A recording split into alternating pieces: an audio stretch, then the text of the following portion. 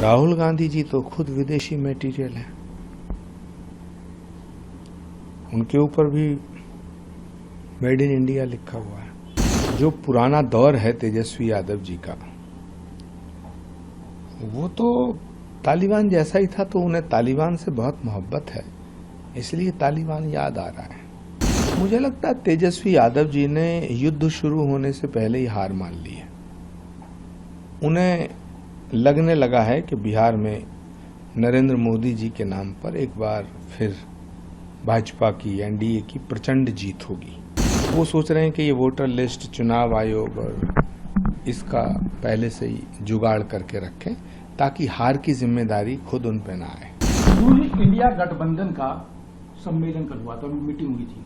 उन्होंने कहा है कि प्रधानमंत्री को बताना चाहिए कि पहलगांव और जो अटैक हुए हैं, सारे अब तक जो अटैक हुए हैं, उसके बारे में तक क्यों नहीं कुछ बोला उन्होंने। देखिए, इंडिया गठबंधन नाम की चीज कोई भारत में नहीं है। ये सब एक दूसरे को गाली देते हैं, लेकिन मोदी को गाली देने के लिए फिर इकट्ठे हो जाते हैं। ये बात बहुत पुरानी हो चुकी है। इंडिया गठबंधन अब देश में लिखने को, पढ़ने को और सुनने को तो मिलता है, जमीन पे नहीं है। इसलिए इनकी किसी भी बात का भरोसा करना या इनकी किसी भी बात पे टिप्पणी करना समय की बर्बादी है।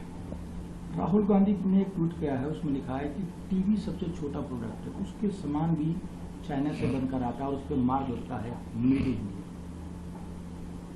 राहुल गांधी जी तो खुद विदेशी मटेरियल है। उनके ऊपर भी मेड इन इंडिया लिखा हुआ है, जबकि सच ये है कि भारत और भारत की संस्कृति की कोई झलक उनमें नजर नहीं आती है। गुरुजी, अगर बात करें बिहार चुनाव को लेकर, रणनीति बहुत गर्मा रही है। तेजस्वी यादव कुछ कहते हैं, राहुल गांधी कुछ कहते हैं। तेजस्वी ने भी कहा है कि बिहार में जंगल राज हो गया, तालिबानी रूल हो रहा है, उसका दो हत्याएं हो रही। देखिए, तेजस्वी यादव खुद ही तालिबान के समर्थक हैं। जो पुराना दौर है तेजस्वी यादव जी का, वो तो तालिबान जैसा ही था, तो उन्हें तालिबान से बहुत मोहब्बत है, इसलिए तालिबान याद आ रहा है। बिहार में हत्या होना या देश में कहीं भी हत्या होना ये अपराध है, और नीतीश जी को चाहिए कि बिहार की कानून व्यवस्था को ठीक करें। ये बात अलग है, लेकिन सूप बोले तो बोले, चलनी बोले जिसमें 72 छेद, ये बात गले नहीं उतरती कि तेजस्वी यादव कानून व्यवस्था की बात करें। तेजस्वी यादव कहते हैं बिहार में वोटर लिस्ट में से उनके जो पार्टी के लोग हैं, जो उनके वोटर्स हैं, उनका नाम काटा जा रहा है। राहुल गांधी इस बात का समर्थन करते हैं कि हाँ जी, इतने लिस्ट में हेरफेर हुई है, दोबारा रिकाउंटिंग की बात री। मुझे लगता है तेजस्वी यादव जी ने युद्ध शुरू होने से पहले ही हार मान ली है। उन्हें लगने लगा है कि बिहार में नरेंद्र मोदी जी के नाम पर एक बार फिर भाजपा की, एनडीए की प्रचंड जीत होगी। इसलिए हारने के बाद में क्या बहाना बनाया जाएगा, तो वो सोच रहे हैं कि ये वोटर लिस्ट, चुनाव आयोग और इसका पहले से ही जुगाड़ करके रखें, ताकि हार की जिम्मेदारी खुद उन पर ना आए। तो चुनाव शुरू होने से पहले ही तेजस्वी यादव जी ने हार को स्वीकार कर लिया, ऐसा लगता है उनके बयान से।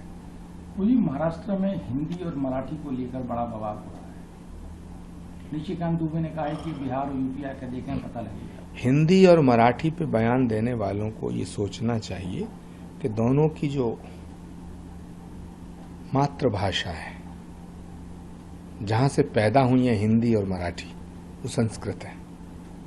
तो हिंदी और मराठी दोनों आपस में बहनें हैं। अगर हिंदी माँ है तो मराठी मौसी है, मराठी माँ है तो हिंदी मौसी है। तो जो नेता अपने राजनीतिक स्वार्थ में इस तरह की बयानबाजी कर रहे हैं, उन्हें भारत की संस्कृति का और इस भारत की मिट्टी का मान रखना चाहिए। समाजवादी पार्टी के नेता अखिलेश यादव कहते हैं कि कावड़ यात्रा को लेकर कई सवाल खड़े करें, हिंसा की बात कही उन्होंने। अखिलेश यादव जी तो चाहते हैं कांवड़ की यात्रा बैन हो जाए। अखिलेश यादव जी तो ये भी उनका सपना है कि जब वो अगर उनकी कभी सरकार बनी तो राम मंदिर के फैसले को भी रिव्यू किया जाए, श्री कल्की धाम के शिलान्यास का भी रिव्यू किया जाए। अखिलेश यादव जी बहुत अच्छे नेता हैं, बहुत अच्छे परिवार के सदस्य हैं, लेकिन राहुल गांधी जी की और वामपंथियों की संगत में आकर के हिंदू विरोधी होते जा रहे हैं। तो मैं भगवान से प्रार्थना करता हूं सावन के महीने में कि अखिलेश यादव जी भी किसी एक सोमवार को जलाभिषेक जरूर करें।